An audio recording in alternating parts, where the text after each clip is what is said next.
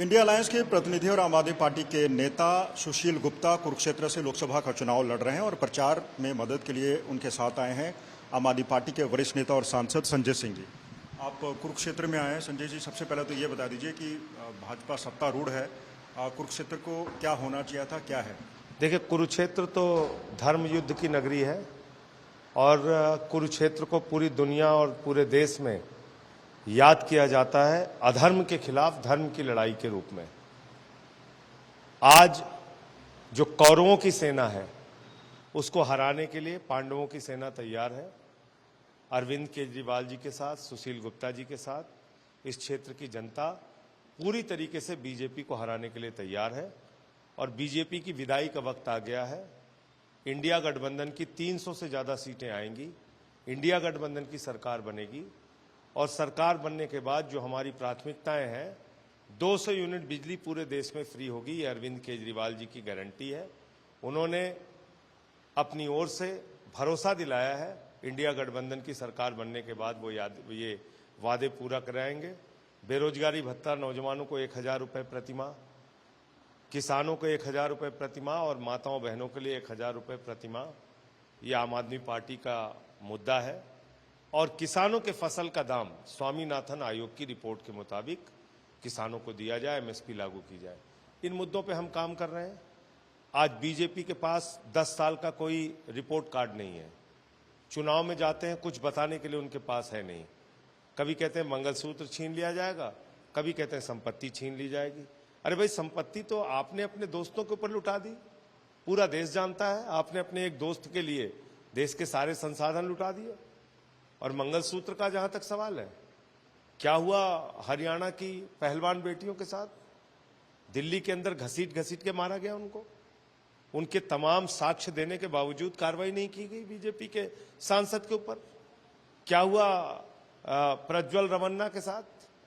आपने देखा 200 से ज्यादा महिलाओं का जिस राक्षस ने दरिंदगी के साथ यौन शोषण किया, बलात्कार किया, उसके साथ प्रधानमंत्री खड़े हैं। प्रधानमंत्री कह रहे हैं इसको जिताओ, हम मजबूत होंगे।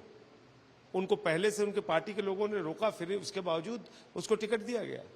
तो इसलिए मैं कहता हूं कि 10 साल में प्रधानमंत्री जी का चेहरा और बीजेपी का चेहरा देश के सामने बेनकाब हुआ है और इस बार 2024 में लोग मुद्दों के नाम पर वोट दे रहे हैं, बीजेपी को हराएंगे। आप कुरुक्षेत्र में मौजूद हैं सर, महाभारत का संबंध रहा है सीधा सा।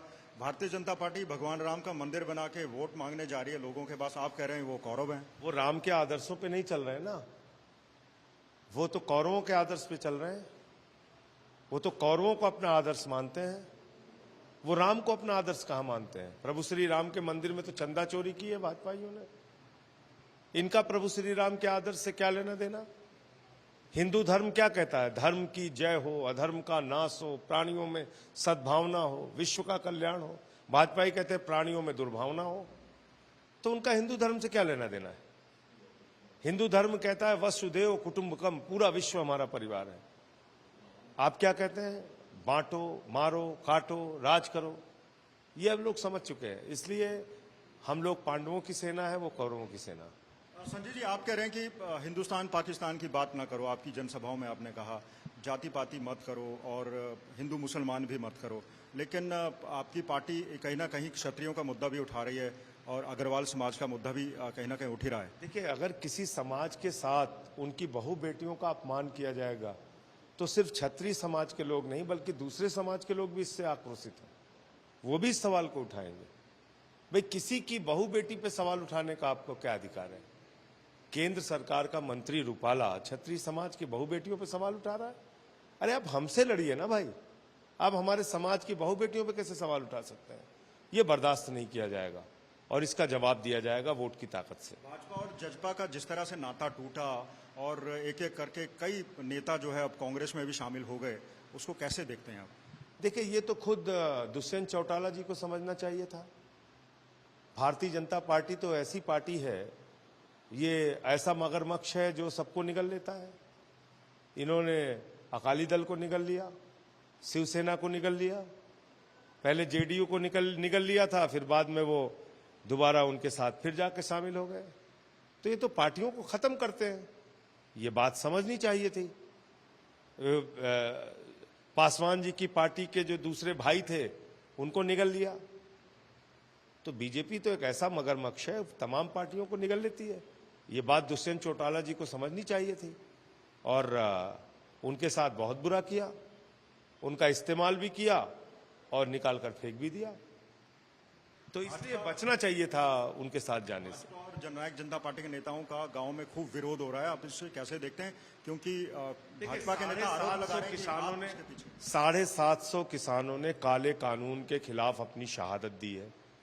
क्या हरियाणा के लोगों के मन में गुस्सा नहीं होगा? हमारे जवान जो बेचारे 4-4 घंटे परिश्रम करके सीमा की सुरक्षा के लिए, भारत माता की रक्षा के लिए अपने को तैयार करते हैं, उनको अग्निवीर बना के उनके पीठ में आपने छुरा मार दिया। क्या उनके मन में गुस्सा नहीं होगा? महंगाई आपने आसमान पे पहुंचा दी, बेरोजगारी 45 वर्षों में सबसे ज्यादा पहुंचा दी, संपत्ति अपने दोस्तों के ऊपर लुटा दी। तो गुस्सा स्वाभाविक है, इसलिए विरोध हो रहा है। अरविंद केजरीवाल जी चुनाव प्रचार में नहीं आ पाएंगे। सुनीता केजरीवाल क्या हरियाणा और पंजाब में आ रही हैं? जहां जहां पार्टी कार्यक्रम बनाएगी तो सुनीता केजरीवाल जी जाएंगी और मुझे लगता है यहां भी आएंगी। तो पिछली बार भाजपा ने 10 सीटें हरियाणा में जीती थी, अब की बार उसके गढ़ में आप उसको कैसे चुनौती देने वाले? यहाँ पे 10-0 से हारेगी इस बार, क्योंकि लोगों में इतना गुस्सा है। सारी सीटों पे लोग हराने के लिए तैयार हैं बीजेपी को। ये थे संजय सिंह जो हमें बता रहे थे कि भारतीय जनता पार्टी कुरुक्षेत्र में भले ही नवीन जिंदल को चुनाव के मैदान में उतार चुकी है, लेकिन उन्होंने भारतीय जनता पार्टी की तुलना कौरवों से की है। आरोप लगाया है कि भारतीय जनता पार्टी ने कुरुक्षेत्र में, यहां तक कि पूरे हरियाणा में कुछ नहीं किया। भारतीय जनता पार्टी से हिसाब मांगा है कि 10 साल तक आपकी सरकार रही, उसका हिसाब किताब आप दीजिए, लोगों को बताइए कि आपने क्या किया, ताकि तभी आप वोट मांगने के हकदार हो सकते हैं। कैमरा पर्सन अमन गुप्ता के साथ मंजीत सहगल, कुरुक्षेत्र, आज तक।